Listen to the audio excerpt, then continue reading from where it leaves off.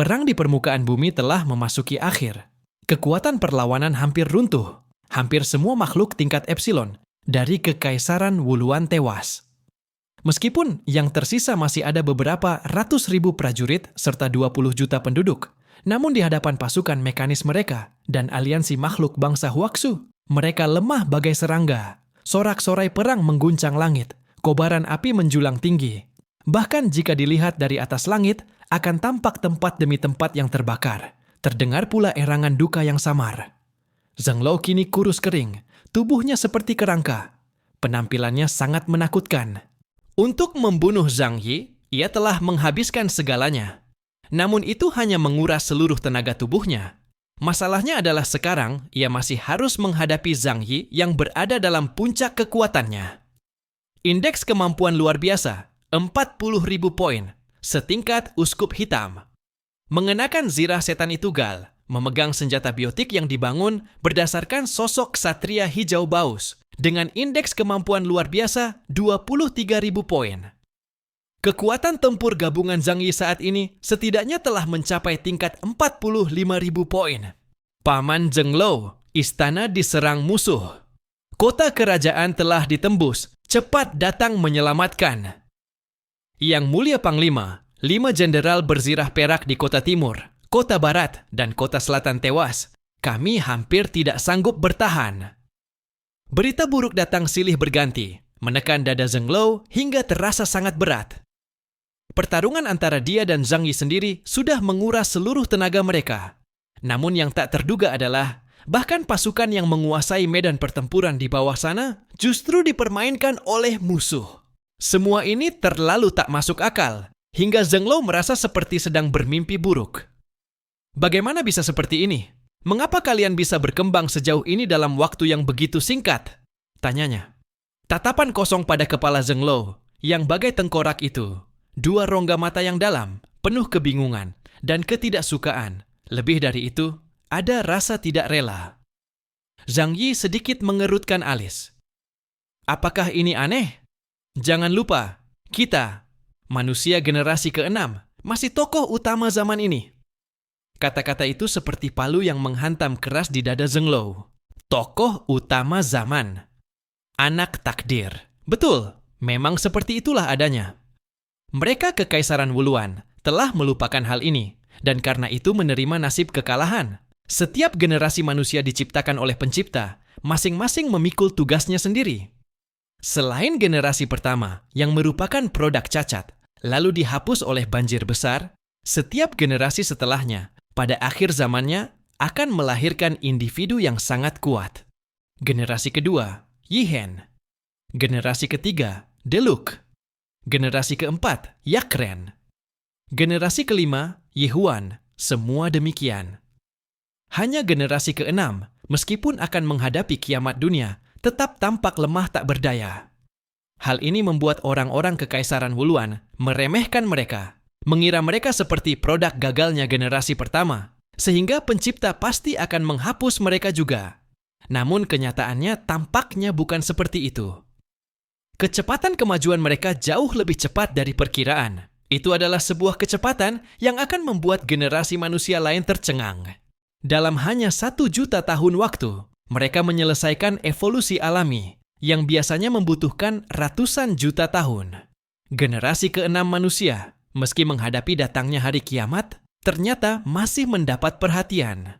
Belas kasih pencipta terhadap mereka belum lenyap. Kami salah memahami kehendak pencipta. Apakah itu sebab kami binasa? Zheng Lo menatap langit dan menghembuskan desahan putus asa. Mendengar kata-kata itu, Zhang Yi tak dapat menahan dahi berkerut lalu bertanya, "Maksudmu apa dengan ucapanmu itu?" Zheng Lo menatap Zhang Yi. Mungkin karena marah dan putus asa yang berlebihan, ia justru tampak tenang. Jika memang takdir demikian, jika mereka melawan kehendak pencipta, maka hasil hari ini tidak bisa disalahkan pada orang lain. Manusia generasi keberapapun, lemah tak berdaya ketika akhir dunia datang. Kami mengira itu artinya pencipta ingin memusnahkan kalian dan menciptakan satu ras baru yang lebih sempurna. Jadi kami muncul di permukaan planet ini dengan tujuan menurut kehendak pencipta, memusnahkan manusia lama untuk memberi tempat bagi manusia baru, dengan harapan mendapat belas kasih pencipta, hidup lebih lama. Tapi, ia terdiam sejenak, suaranya penuh keputusasaan, sepertinya kami salah menilai. Mungkin zaman glasial yang menutupi seluruh dunia itu bukan hukuman dari pencipta kepada kalian, melainkan sesuatu yang mendorong kalian berevolusi dengan cepat. Dalam benak Zhang Yi, muncul suatu perasaan aneh. Sejarah yang Zheng Lou ketahui lebih panjang darinya. Bagaimanapun, suku Wuluan memiliki sejarah yang sangat panjang. Ucapan itu menumbuhkan sebuah pemikiran baru pada Zhang Yi. Jika pencipta bukan ingin memusnahkan generasi ini, melainkan mendorong mereka berevolusi, lalu tujuannya untuk apa? Tiba-tiba, alur pikirannya mulai menjadi jelas. Evolusi adalah untuk menciptakan individu yang lebih kuat, lalu melawan suatu keberadaan. Bangsa Dewa Deluke, apakah mereka hendak bangkit kembali? Zhang Yi samar-samar merasa telah menguasai kebenaran tentang kiamat, namun itu masih sebatas dugaan. Ia perlu mendapatkan lebih banyak informasi. Zhang Yi mengangkat tombaknya. Sekarang membahas semua ini sudah tidak ada gunanya lagi, bukan? Zheng Lou, dendam kita hari ini seharusnya sampai pada akhirnya. Biarkan aku mengantarkanmu ke jalan itu. Tiba-tiba Zheng Lou menertawakan dingin. Berangkat bersama? Zhang Yi menolak dengan gelengan kepala. Tidak, hanya kamu. Tidak. Hanya kalian. Zheng Lou membuka mulut dan mengaum. Kau benar-benar terlalu naif. Kekaisaran Wuluan bertahan selama jutaan tahun. Tidak mungkin tak siap menghadapi invasi. Ia menggunakan haknya dan langsung memberi perintah kepada Si Yi. Berdasarkan nama leluhur, aku memerintahkanmu, Kaisar Wuluan Si Yi.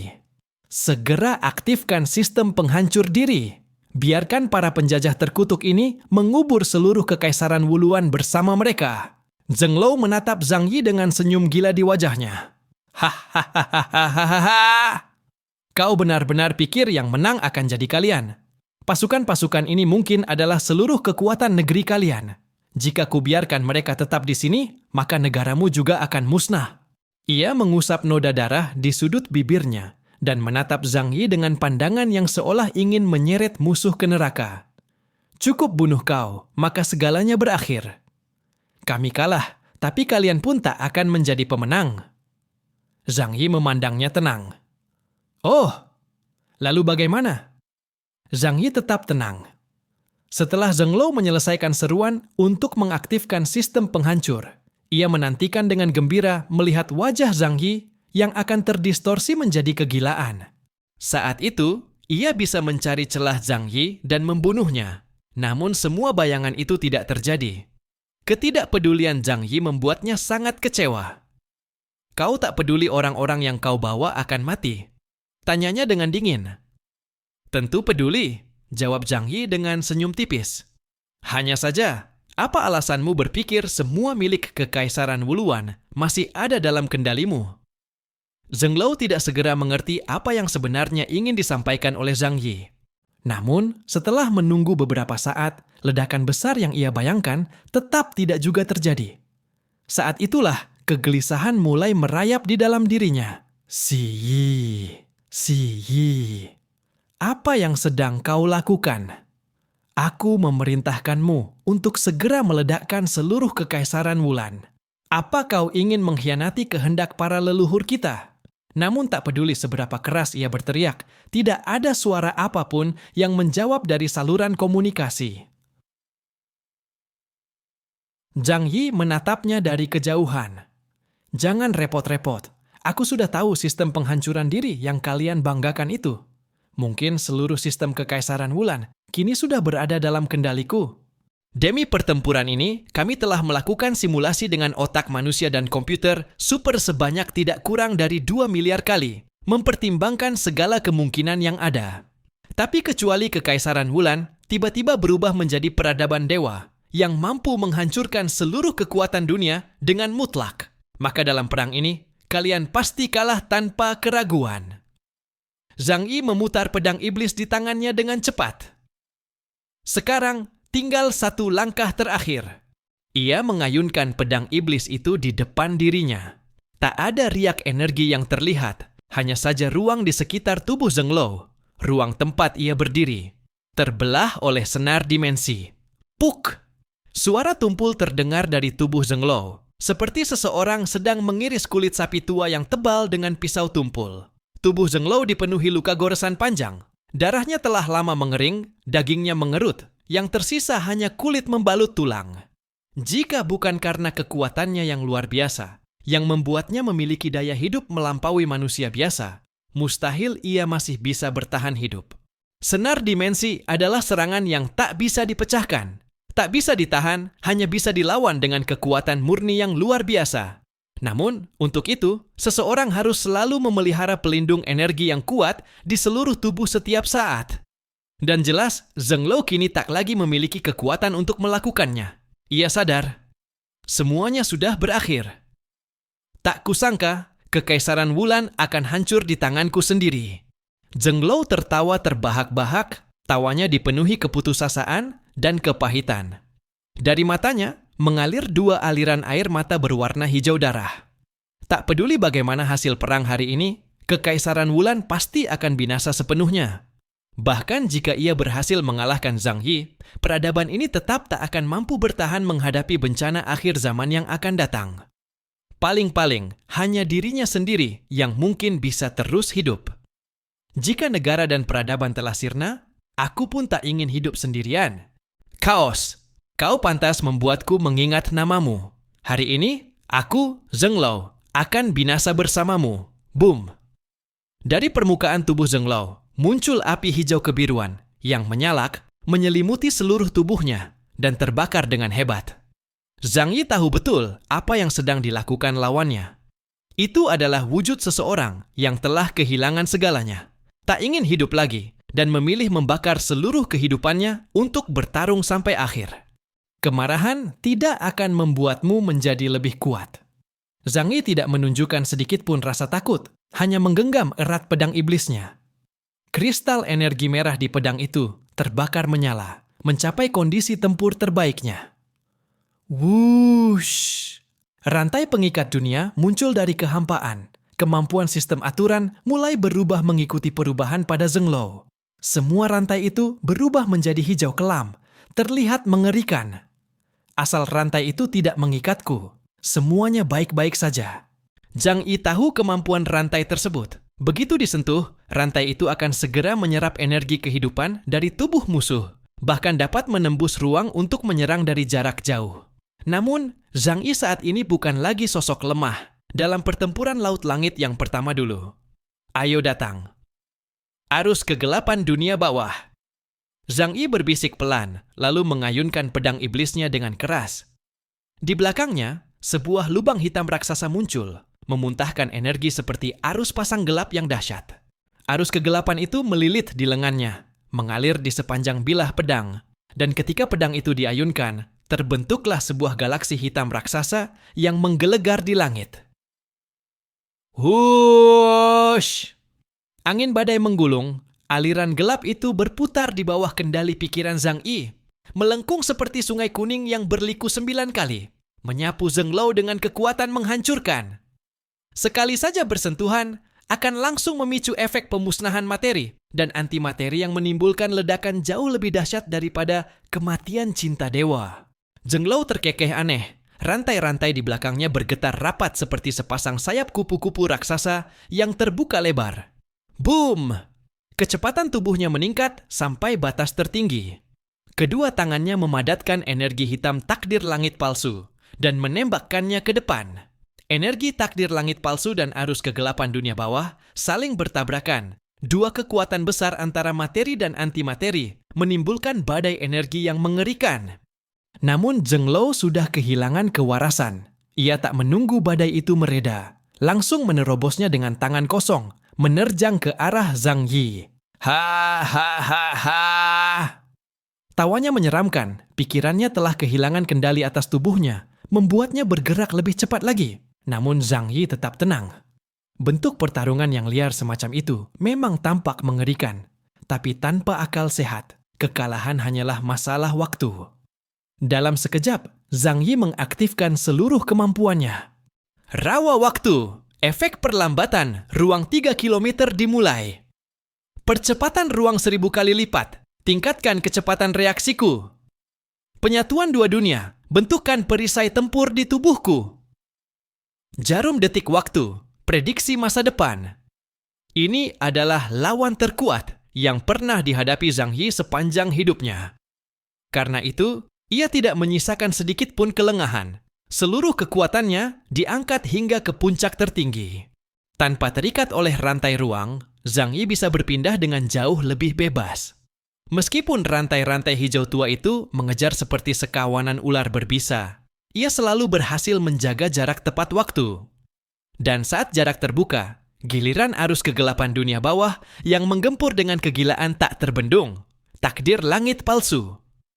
Serangan energi Zheng Lo meledak tanpa peduli nyawa, bertarung hidup mati, meluapkan keputusasaan atas kehancuran bangsa dan rasnya. Namun kini, tubuhnya sudah terlalu lemah. Bahkan menghadapi Zhang Yi, yang kekuatannya lebih rendah dari dirinya dulu, ia tak lagi mampu memberikan perlawanan efektif. Pertempuran mereka berlangsung berkali-kali, dan Zhang Yi meninggalkan luka demi luka kecil di tubuh Zheng Lo. Tidak fatal, namun mematikan perlahan. Senar dimensi dan penyatuan dua dunia adalah kemampuan serangan instan yang tak bisa dihindari. Luka-luka itu mungkin ringan, tapi bagi Zheng Lo yang sudah diambang kematian, efeknya seperti tetesan air yang menembus batu. Perlahan tapi pasti, mengikis habis seluruh kehidupannya. Sementara bagi Zheng Lo, mengenai tubuh Zhang Yi nyaris mustahil. Pertahanan Zhang Yi terlalu kuat. Bahkan tubuh yang ia gunakan, tubuh milik Ling, adalah senjata dingin yang hampir mustahil dihancurkan. Senjata langka dari klan Qimen, tombak perunggu bertanduk tunggal. Zhang Yi bersyukur karena Ling sedang dalam mode siaga saat ini. Kalau tidak, begitu ia tahu tubuhnya digunakan seperti ini, ia pasti akan memukulnya sampai mati.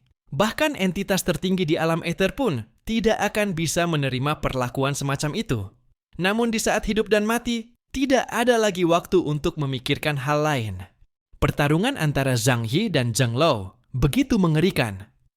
Gelombang energi yang mereka lepaskan membuat langit berubah warna, sementara badai berputar di sekeliling mereka. Namun, pertahanan Zhang Yi benar-benar sempurna. Meskipun energi Ling telah habis, ia tetap menjadi senjata yang tangguh di tangan Zhang Yi. Dibandingkan dengan Zheng Lo yang telah kehilangan semangat hidup dan tubuhnya terkuras hingga kering, kondisi Zhang Yi jauh lebih baik. Zheng Lo berusaha mati-matian menyerang, tetapi tak peduli seberapa keras ia mencoba, serangannya tetap tak mampu menembus pertahanan Zhang Yi. Sudah saatnya mengantarmu ke jalan terakhir. Setelah memastikan bahwa tujuan Zheng Lo hanyalah membunuh dirinya, Zhang Yi akhirnya benar-benar tenang. Ia tahu Zheng Lo tidak akan gila hingga menyerang orang lain atau menunggangi pasukan menuju Huaxu untuk menghancurkan negeri mereka. Dalam keputusasaan total, Zheng Lo telah menjadikan Zhang Yi sebagai sumber bencana terakhir yang harus ia musnahkan sebelum mati. Dan itulah tepatnya situasi yang diinginkan Zhang Yi. Ia mengangkat tangan kirinya, dan deretan gerbang dimensi terbuka di udara. Wuliang Xiaguan. Gerbang-gerbang dimensi itu dengan cepat saling menyambung, membentuk jaringan yang berpusat pada Zhang Yi. Dalam radius sekitar 4 km, ia dapat membuka pintu dimanapun sesukanya. Gerbang-gerbang itu pun membentuk suatu ruang tertutup. Zheng Lo merasakan perubahan ruang di sekelilingnya, tetapi ia tidak mundur. Ia tahu pintu-pintu Zhang Yi tidak bisa menahannya. Ia membuka mulut lebarnya, lalu menembakkan bola energi hitam yang sederhana, namun mematikan ke arah tubuh Zhang Yi. Namun, Zhang Yi bergerak cepat. Tubuhnya masuk ke dalam salah satu gerbang dimensi, lalu dalam sekejap muncul di belakang Zheng Lo. 3.000 gerbang dimensi telah dibuka. Setiap gerbang terhubung ke ruang dimensi lain, membuat Zhang Yi dapat dengan bebas memasuki dimensi tersebut dan muncul dari gerbang manapun yang ia kehendaki. Boom! Serangan Zheng Lo menghantam salah satu gerbang dimensi, namun pintu itu hanya berguncang sedikit dan tidak hancur. Zheng Lo terkejut. Meskipun dirinya kini terluka parah dan berada di ambang kematian, ia tetaplah seorang makhluk setingkat kesatria. Namun, gerbang dimensi sekuat itu, yang bahkan berada di tingkat uskup hitam, mampu menahan kekuatannya? Itu mustahil. Zhang Yi menyaksikan seluruh proses itu dengan jelas. Di balik gerbang dimensi, berdiri sebuah piramida setinggi belasan meter di atas tanah kosong yang sunyi. Menyebutnya piramida mungkin tidak tepat, karena sebenarnya bangunan itu hanyalah menara yang disusun dari pilar-pilar perunggu silindris. Tak ada bahan perekat buatan, hanya tumpukan sederhana dengan sedikit tambahan perangkat mekanik di bagian tengahnya. Material itu tampak sangat familiar. Itu adalah perunggu yang berasal dari mata iblis, tempat Mammon disegel. Saat Zhang Yi memasuki mata iblis dahulu, ia tak melewatkan satupun benda yang bisa ia bawa. Dan sebagian dari pilar perunggu, yang bahkan para uskup hitam tak mampu guncangkan, telah ia ambil keluar dari sana. Meski jumlahnya sedikit, ia kemudian meminta Lukeran untuk meneliti bahan itu. Hasilnya, material itu bukan bahan ideal untuk membuat senjata, melainkan benda penyegel murni dengan kemampuan luar biasa dalam menyerap energi. Energi yang ditembakkan Zheng Lo ke ruang dimensi hampir seluruhnya terserap oleh material itu. Karena itulah Zhang Yi berani dengan bebas membuka 3.000 gerbang dimensi di hadapan Zheng Lo. Ayo, bertarunglah sepuasmu. Zhang Yi mengayunkan pedang iblisnya. Energi materi gelap yang mengerikan menyebar dari kehampaan di belakangnya. Menyeruak seperti gelombang hitam pekat yang kental. Arus kegelapan itu berubah menjadi banjir besar pemangsa yang menggulung ke depan. Zheng Lo terus melawan, mencoba mengayunkan rantai pengikat dunia untuk menyerang Zhang Yi. Namun semua usahanya sia-sia. Sudah waktunya mengakhiri ini. Ketika piramida itu telah menyerap cukup banyak energi, Zhang Yi tiba-tiba menarik kembali seluruh gerbang dimensinya. Kresek, kresek. Sambungan pada armor mecha Dewa Iblis yang dikenakannya tertutup rapat, mengurung tubuh Zhang Yi seperti penjara baja yang kokoh. Itu bukanlah penyegelan, melainkan perlindungan total. Rasakanlah bagaimana rasanya dibinasakan oleh kekuatanmu sendiri. Zhang Yi mengangkat tangan kanannya, dan sebuah bola hitam muncul di udara. Bola itu memancarkan kekuatan kehancuran tanpa batas. Kegelapan dan kekacauan berpadu menjadi satu. Seluruh energi yang dilepaskan selama pertempuran, baik milik Zhang Yi maupun Zheng Lo, semuanya dikumpulkan oleh piramida itu. Kini, kekuatan itu telah dipadatkan oleh Zhang Yi menjadi satu serangan paling mematikan. Biar aku yang mengantarmu, Zheng Lo. Itulah harga dari kesombonganmu dan kejahatanmu terhadap miliaran rakyat Huaxu. Dosa karena menistakan para dewa. Untuk kedua kalinya dalam pertempuran ini, Zhang Yi melepaskan kekuatan itu. Efek balik dari kemampuan tersebut memang sangat mengerikan, namun untungnya, pada penggunaan pertama yang menanggung dampaknya bukanlah dirinya, melainkan tubuh manusia Ling. Karena itulah ia masih mampu menggunakannya untuk kedua kalinya. Zheng Lo bukan pertama kalinya merasakan serangan ini, namun rasa panas yang membakar hingga nyaris mengubah tubuhnya menjadi abu, kali ini jauh lebih menyakitkan daripada sebelumnya. Sebab kini ia telah kehabisan tenaga dan tak lagi mampu menahan serangan dahsyat itu. Zheng Lo menatap ke langit, di mana sebuah matahari hitam raksasa bersinar menyilaukan. Energi mengerikan itu menyebar tanpa pandang arah. Tak ada tempat untuk bersembunyi. Zheng Lo mengeluarkan raungan terakhir sebagai makhluk reptil, dan meski ia berusaha melawan, tubuhnya tetap mengering, menghilang, dan akhirnya berubah menjadi abu di bawah sinar kegelapan yang mutlak. Dewa Perang Kekaisaran Wulan, Panglima tertinggi 3 angkatan Zheng Lo, tewas dalam pertempuran. Setelah memastikan bahwa tanda-tanda kehidupan Zheng Lo benar-benar lenyap, Zhang Yi akhirnya menghembuskan napas panjang. Meskipun segalanya telah ia perhitungkan, pertempuran ini tetap membuatnya sangat berhati-hati. Kehidupan dan kekuatan Zheng Lo ternyata jauh lebih besar daripada yang ia perkirakan. Namun untungnya, semuanya masih dalam batas yang bisa ia kendalikan. Pertarungan ini memang sulit, tapi akhirnya berhasil ia menangkan tanpa kesalahan sedikit pun.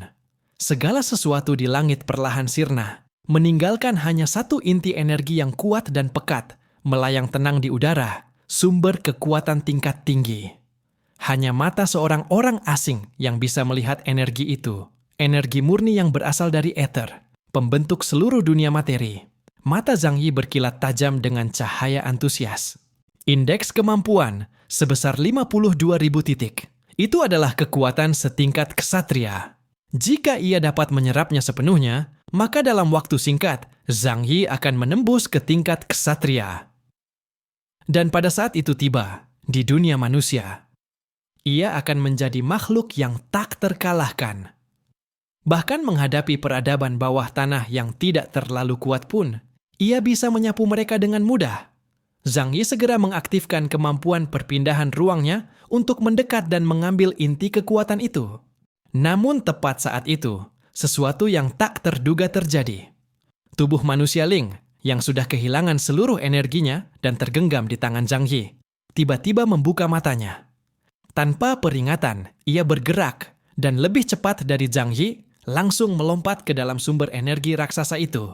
Tiba-tiba, tubuh manusia Ling yang tadinya sudah kehilangan seluruh energinya, malah aktif kembali dan langsung berpindah seketika ke dalam asal-usul kekuatan Zhenglou. Sebuah tornado raksasa keluar dari mulut Ling. Sejumlah besar esensi ether yang pekat mengalir masuk ke dalam tubuhnya. Mata Ling berpendar cahaya perak. Tampak seolah ada kekuatan yang sedang bangkit kembali. Zhang Yi terkejut sebentar. Tentang tubuh manusia Ling, dia sama sekali tidak mengerti. Bahkan Lukiran pun saat ini sulit mempelajarinya secara tuntas. Itu adalah produk teknologi tertinggi yang diciptakan oleh peradaban paling maju di jagat raya. Namun Zhang Yi hanya terkejut sesaat, lalu segera bereaksi. Matanya sampai memerah karena marah. Kau tak punya etika bertarung. Sisakan sedikit untukku. Itu kan asal-usul Zhenglou. Kekuatan setingkat ksatria putih yang bisa membuatnya berkembang pesat, tetapi malah disikat begitu saja oleh tubuh manusia Ling. Zhang Yi segera melesat maju, mencoba merebut kembali esensi asal Zhenglou. Tetapi entah bagaimana, tubuh Ling seperti lubang tanpa dasar. Ketika Zhang Yi tiba di sekitarnya, sebagian besar esensi ether sudah diserap habis oleh Ling. Hanya menyisakan bagian yang sangat sedikit untuk Zhang Yi, membuatnya geram sampai gigi terasa gatal. Setelah menyerap energi itu, Ling kembali mendapatkan kesadaran, melayang tenang di udara dengan sikap seakan itu bukan urusannya sama sekali, bahkan tidak menoleh ke Zhang Yi. Zhang Yi menghembuskan napas berat karena marah, namun tetap mengumpulkan sisa esensi asal Zhenglou. Yang tersisa untuknya sekarang hanya kurang dari 30%. Dan dia masih harus, sesuai perjanjian, memberikan sebagian kecil kepada Houtu di distrik Shengjing. Melihat keadaan ini, capek-capek selama ini kerja keras untuk siapa sebenarnya? Haji Ling, kau brengsek.